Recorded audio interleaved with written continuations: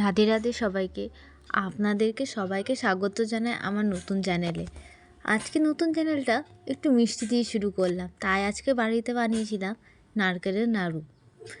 আমাদের বাড়িতে যেহেতু গোপাল আছে, তাই গোপালের ভোগও লাগবে এবং বাড়িতে ছোট বাচ্চা রয়েছে, তারাও খেতে পারে। তো এইখানে এই যে রান্নার প্রস্তুতি নেওয়া শুরু হয়ে গেছে। গুড়টাকে ভালো করে গলিয়ে নিতে হবে আগে। নারকেলটা যেহেতু আগে তো কোড়াই হয়ে গেছে, তাই আগে গুড়টাকে গলিয়ে নেওয়া হয় ভালো করে। আর এখানে গুড়টা আস্তে আস্তে গলা শুরু হয়ে গেছে। এই যে গুড়টা বেশ ভালোভাবে মেল্ট হয়ে গেছে। এটা এবার রেডি হয়ে গেছে নাড়ু করার জন্য। ভালো করে একটা ব্রাউন কালার আসবে, তারপরে নারকেলটা দেওয়া হবে। এবার নারকেলটা দেওয়ার পর ভালো করে নাড়াচাড়া করতে হবে যাতে লেগে না যায়, এবং ভালো করে মিক্স করতে হবে।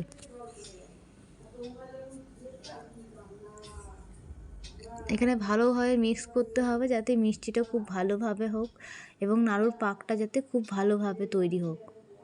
এখানে নারকেলের নাড়ুটা ফুটতে শুরু করে দিয়েছে, আর এখানে এলাচ গোড়া হবে যাতে একটা নাড়ুর মধ্যে খুব ভালো সেন্ট ওঠে। এটাকে একটু পরে দিলেই হবে।